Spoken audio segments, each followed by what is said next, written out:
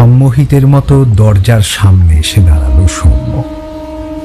এক মুহূর্তের জন্য হলেও সত্যিটা বুঝতে পারল সে ভুল ট্রেনে ওঠেনি, বরং এই ট্রেনটাই। নমস্কার, দ্য স্টোরি রিপাবলিকে আমি অনিকেত আপনাদের সঙ্গে রয়েছি।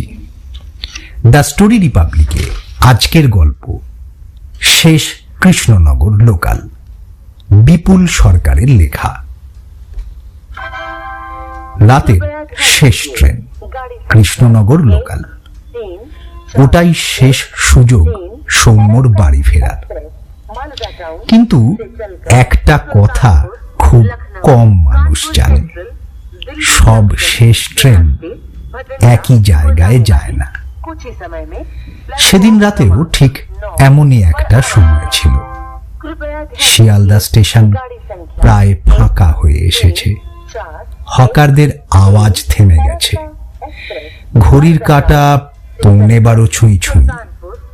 লোকাল ট্রেনটা দাঁড়িয়েছিল, তবে আজ একটু অদ্ভুত রকমের নিঃশব্দ।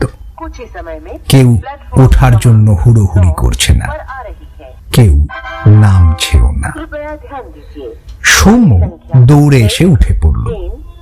তার মাথায় তখন একটাই চিন্তা, যেভাবেই হোক বাড়ি তো ফিরতে হবে। সে বুঝতে পারেনি এই ট্রেনটা অন্য রকমের। কামরাটা প্রায় ফাঁকা, লাইটগুলো টিমটিম করছে, একটা আলো ছায়া ভাব ছড়িয়ে আছে ভেতরে। ট্রেনটা চলতে শুরু করল। প্রথমে সব স্বাভাবিক লাগছিল, তারপর একটা অদ্ভুত জিনিস সে খেয়াল করল।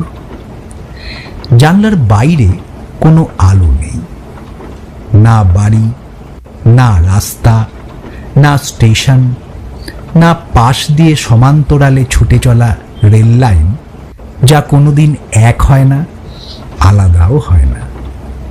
কিন্তু এই কৃষ্ণনগর লোকাল আজ যেন কোথাও যাচ্ছে না, শুধু এগিয়ে চলেছে শূন্যের ভেতর।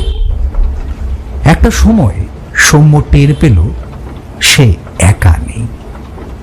এই পুরো সময় ট্রেন কোথাও থামেনি, সে কাউকেই উঠতে দেখেনি।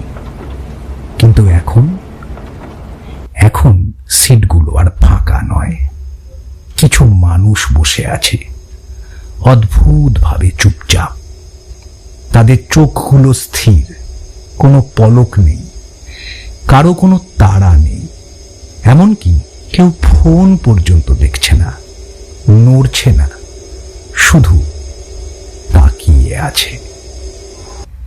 ট্রেনটা একটা স্টেশনের পাশ দিয়ে সজোরে বেরিয়ে গেল, থামল না।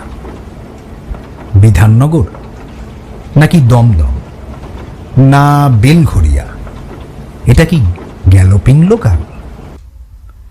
ঠিক বোধ হচ্ছে না। সৌম্য উঠে দাঁড়ালো, কিছু একটা ঠিক নেই। একবার দরজার কাছে গিয়ে সে বাইরে তাকালো, আর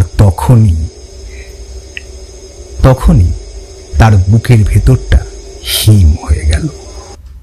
বাইরে অন্ধকার নয়, বাইরে শূন্যতা, একটা গভীর নিস্তব্ধ গহ্বর। সেখানে আলো ঢোকে না, শব্দ পৌঁছায় না। সৌম্য চকিতে পিছনে তাকালো। এবার সব সিট ভরা, আর যারা বসে আছে তাদের সাধারণ মানুষ বলে মনে হচ্ছে না। সবার চামড়া ফ্যাকাশে, চোখ গভীর, মুখে কোনো প্রাণ নেই, এবং অদ্ভুতভাবে সবাই একই দিকে তাকিয়ে আছে, তার দিকে তাকিয়ে আছে। সৌম্য অনুভব করল এই ট্রেনের ভেতরে সে অপরিচিত, এখানে তার জায়গা নেই। ট্রেনটা হঠাৎ কেঁপে উঠে থেমে গেল। বাইরে সেই গহ্বর। সৌম্য এবার দেখল ওই অন্ধকারের ভেতরে কিছু আছে, আছে মুখ, অনেকগুলো মুখ, যেন হাজার হাজার মানুষ একসাথে তাকিয়ে আছে তার দিকে। কেউ হাসছে না, কেউ ডাকছে না, তবুও একটা অনুভূতি, ওরা অপেক্ষা করছে। সৌম্য পিছিয়ে যেতে চাইল নিজের সিটের দিকে, কিন্তু পারল না। তার পা নিজে থেকেই এগোতে শুরু করলো, ধীরে ধীরে সেই দরজার দিকে। কামরার ভিতরের লোকগুলো একসাথে মাথা ঘুরিয়ে তার দিকে তাকালো।